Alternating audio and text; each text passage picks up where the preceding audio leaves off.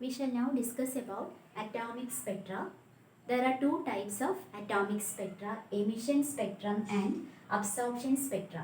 അപ്പോൾ emission spectrum എന്ന് പറയുന്നത് നമ്മൾ ഒരു ആറ്റത്തിൻ്റെ ഒരു പർട്ടിക്കുലർ എലമെൻറ്റിനെ we are taking it in the vapour state or in the gaseous state. It is taken in a glass tube. The gas at low pressure is filled in a glass tube and using two electrodes. The electrodes are connected to the terminals of a battery. അപ്പോൾ ഈ elemental ഗ്യാസിലൂടെ നമ്മൾ ഒരു electric discharge കടത്തിവിടുന്നു. അപ്പോൾ ഈ gaseous atoms ആ electric current absorb ചെയ്ത് the atoms will be excited to higher energy levels. ആ ഹയർ എനർജി ലെവലിൽ നിന്ന് ലോവർ എനർജി ലെവലിലേക്ക് ജമ്പ് ചെയ്യുമ്പോൾ ആ ട്രാൻസിഷൻ്റെ സമയത്ത് energy will be emitted in the form of photons of radiation. ഫോട്ടോൺസിൻ്റെ നമുക്കത് എങ്ങനെയാണ് കാണുന്നത്? ഒരു ഡാർക്ക് ബാക്ക്ഗ്രൗണ്ടിൽ, ആ ബ്ലാക്ക് ബോർഡ് ഡാർക്ക് ബാക്ക്ഗ്രൗണ്ടിനെയാണ് റെപ്രസെൻ്റ് ചെയ്യുന്നത്. ഡാർക്ക് ബാക്ക്ഗ്രൗണ്ടിൽ ബ്രൈറ്റ് ലൈൻസ് ആയിട്ടാണ് നമുക്ക് ആ സ്പെക്ട്രം കാണുന്നത്. And that spectrum is called emission spectrum. അപ്പോൾ atomic gas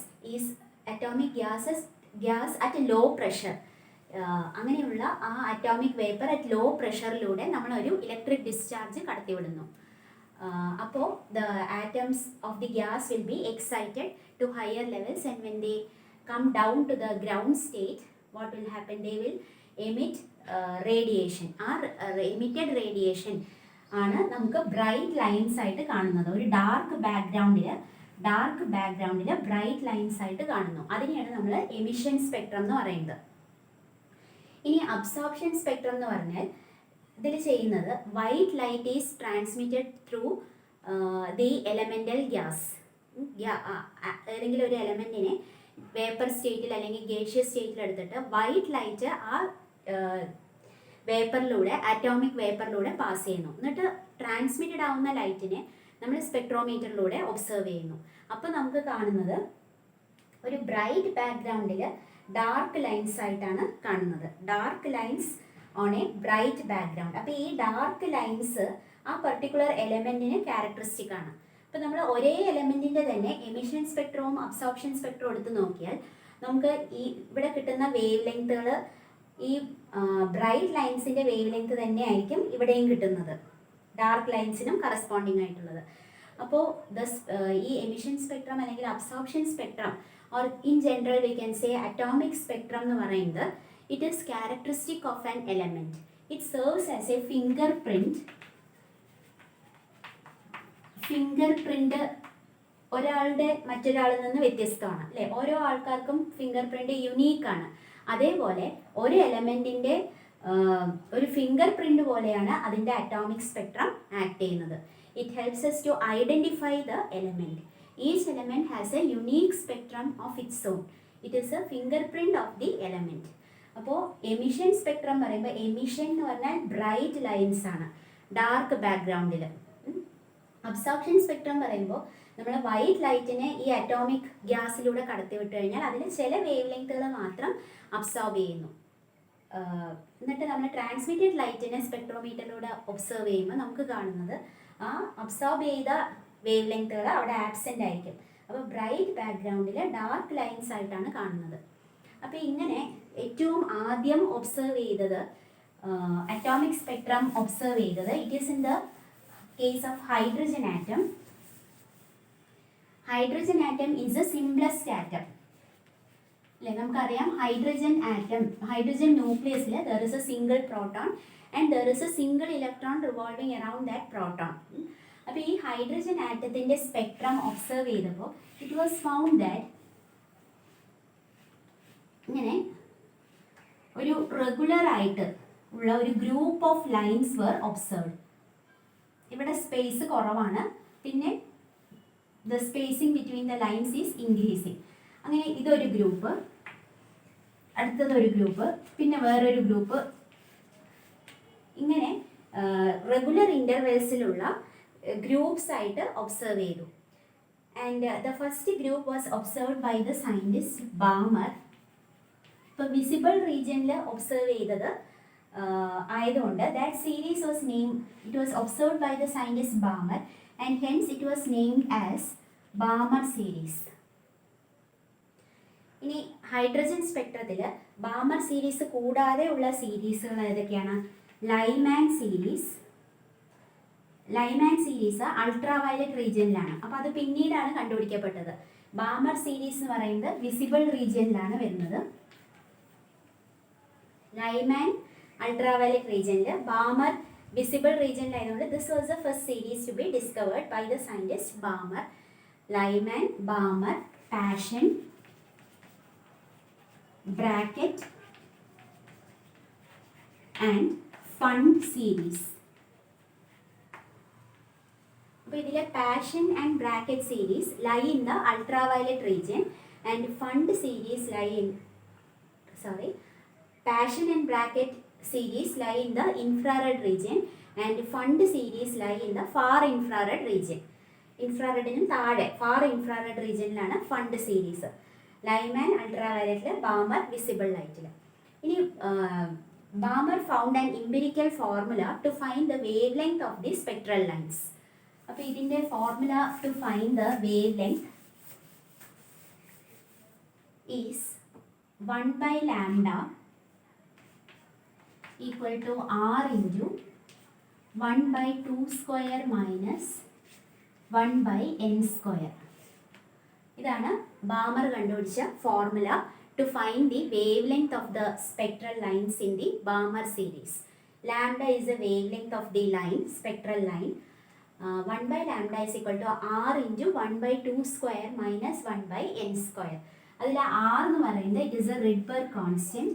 the value is 1.097 എന്നാണ്. അത് ഇങ്ങനെ 1.097 എന്ന് പഠിക്കണം എന്നില്ല. It is enough if we write 1.1, അതിനെ റൗണ്ട് ഓഫ് ചെയ്തിട്ട് 0.97 1.1 എടുക്കാം, into 10⁻⁷ metre. 1.1 into 10⁻⁷ metre raise to -1. ഇതാണ് റിഡ്ബർഗ് കോൺസ്റ്റൻറ്റിൻ്റെ വാല്യൂ. അപ്പോൾ ഇതിൽ n is an integer, n equal to 3, 4, 5 etc. അപ്പോൾ ഇതാണ് ബാമർ ഡെവലപ്പ് ചെയ്ത ഫോർമുല. ഇനി ഈ സ്പെക്ട്രം, അറ്റോമിക് സ്പെക്ട്രം എക്സ്പ്ലെയിൻ ചെയ്യാൻ റുദർഫോർഡ് മോഡലിന് സാധിച്ചില്ല. റുദർഫോർഡ് മോഡൽ അനുസരിച്ച് ഒരു ഇലക്ട്രോൺ ന്യൂക്ലിയസിന് ചുറ്റും കറങ്ങിക്കൊണ്ടിരിക്കുന്നത് സർക്കുലാർ ഓർബിറ്റിൽ കറങ്ങിക്കൊണ്ടിരിക്കുമ്പോൾ ക്ലാസിക്കൽ ഇലക്ട്രോമാഗ്നറ്റിക് തിയറി അനുസരിച്ച് അത് ഇലക്ട്രോമാഗ്നറ്റിക് വേവ്സ് കണ്ടിന്യൂസ്ലി എമിറ്റ് ചെയ്ത് അതിൻ്റെ എനർജി കുറഞ്ഞ അത് അവസാനം ന്യൂക്ലിയസിൽ വന്ന് വീഴും അല്ലേ. അപ്പോൾ ആറ്റത്തിൻ്റെ സ്റ്റെബിലിറ്റി എക്സ്പ്ലെയിൻ ചെയ്യാൻ റുദർഫോർഡ് മോഡലിന് സാധിക്കുന്നില്ല. പിന്നെ ഈ frequency of the electromagnetic wave emitted എന്ന് പറയുന്നത് frequency of revolution of the electron around the nucleus ആണ്. അപ്പോൾ ഇതൊരിക്കൽ ഡിസ്കസ് ചെയ്ത ടോപ്പിക്കാണ്, അതുകൊണ്ടാണ് ഞാൻ ഫാസ്റ്റായി പറഞ്ഞു പോകുന്നത്. So the frequency of the electromagnetic wave emitted എന്ന് പറയുന്നത് it is a frequency of revolution of the electron around the nucleus. ന്യൂക്ലിയസിൻ്റെ ചുറ്റും ഇലക്ട്രോൺ ഇങ്ങനെ റിവോൾവ് ചെയ്തുകൊണ്ടിരിക്കുകയാണ്. അപ്പോൾ അത് കണ്ടിന്യൂസ് ആയിട്ടാണ് ആ ഫ്രീക്വൻസി വേരി ചെയ്യുന്നത്. അതുകൊണ്ട് frequency of electromagnetic wave emitted should be a continuous variation ആയിരിക്കണം ആ ഫ്രീക്വൻസിയിൽ ഉണ്ടാവേണ്ടത്. അപ്പോൾ നമ്മൾ സ്പെക്ട്രം ഒബ്സർവ് ചെയ്താൽ ആക്ച്വലി അതൊരു കണ്ടിന്യൂസ് സ്പെക്ട്രം ആയിരിക്കണം. പക്ഷെ നമുക്കിവിടെ ഒബ്സർവ് ചെയ്തത് it is not a continuous spectrum. ഇല്ല, നമ്മൾ ഒബ്സർവ് ചെയ്തത് എങ്ങനെയാണ്? ലൈൻസ് ആണ് ഒബ്സർവ് ചെയ്തത്. We found many spectral lines. അപ്പോൾ ദ ഹൈഡ്രജൻ സ്പെക്ട്രം എന്ന് പറയുന്നത് emission spectrum is a line spectrum, not a continuous spectrum. Continuous spectrum എന്ന് പറഞ്ഞാൽ റെയിൻബോ പോലെ ഒന്നിൽ നിന്ന് മറ്റൊന്നിലേക്കുള്ള വേരിയേഷൻ നമുക്ക് അറിയാതെ തന്നെ ഒരു കണ്ടിന്യൂസ് വേരിയേഷൻ ആയാലാണ് റുദർഫോർഡ് മോഡൽ ശരിയാവുള്ളൂ. So because of this limitations, അതായത് stability of the atom explain ചെയ്യുന്നില്ല, അറ്റോമിക് ലൈൻ സ്പെക്ട്രം എക്സ്പ്ലെയിൻ ചെയ്യുന്നില്ല എന്നുള്ള കാരണത്താൽ Rutherford model was rejected and Bohr model was accepted. And we have already discuss the Bohr's postulates അല്ലേ. Bohr പറഞ്ഞത് ആ particular ഓർബിറ്റിൽ revolve ചെയ്യുന്ന സമയത്ത് the electron does not radiate energy, and that particular path of the electron around the nucleus is called stationary state. Stationary state എന്ന് പറയാൻ കാരണം it is non radiating. ആ പർട്ടിക്കുലർ പാത്തിലൂടെ ഇലക്ട്രോൺ ന്യൂക്ലിയസിന് ചുറ്റും കറങ്ങുന്ന സമയത്ത് it does not radiate energy. So it is called a non radiating orbit or a stationary state. ഇനി ന്യൂക്ലിയസിൻ്റെ ചുറ്റും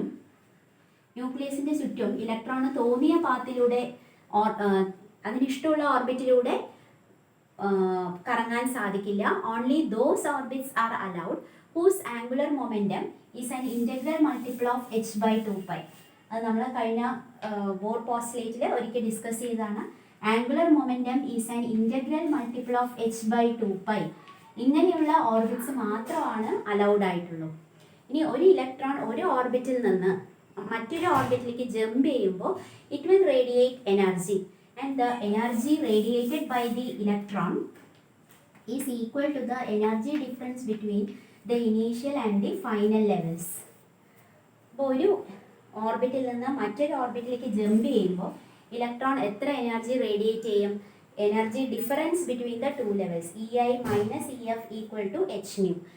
ഇതാണ് എനർജി റേഡിയേറ്റഡ്. അപ്പോൾ using these Bohr's postulates we can explain the line spectrum of hydrogen atom.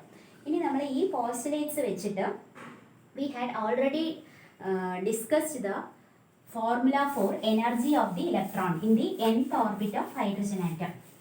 അപ്പോൾ നമ്മൾ ഇതിൽ ആദ്യം derive ചെയ്തത് radius of the nth orbit is equal to A0 n square എന്നുള്ള ഫോർമുല ഡിറൈവ് ചെയ്തു. അതായത് radius is proportional to n square where n is a number of the orbit. A0 പറയുന്നത് Bohr radius ആണ് അല്ലേ? A0 എന്ന് പറഞ്ഞാൽ that is a Bohr radius corresponding to the first orbit. n equal to 1 ഓർബിറ്റിന് correspond ചെയ്യുന്ന radius ആണ് A0. A0ൻ്റെ value നമ്മൾ പറഞ്ഞു, ഇറ്റ് ഈസ് 5.3 ഇൻറ്റു 10⁻⁻11 മീറ്റർ. അത് ബൈ ഹാർട്ട് ചെയ്യണം. അപ്പോൾ Rn proportional to n square. We have also derived the expression for energy of the nth orbit. En is equal to minus me raised to 4 by 8 n square epsilon naught square h square. ഈ ഫോർമുലയും by heart ചെയ്യണം. So En is proportional to 1 by n square. അല്ലേ? Energy of the nth orbit is proportional to 1 by n square. ഇനി ഈ എനർജിനെ ഇതിപ്പോൾ ജൂൾസിലുള്ള ഫോർമുലയാണ് എഴുതിയിരിക്കുന്നത്.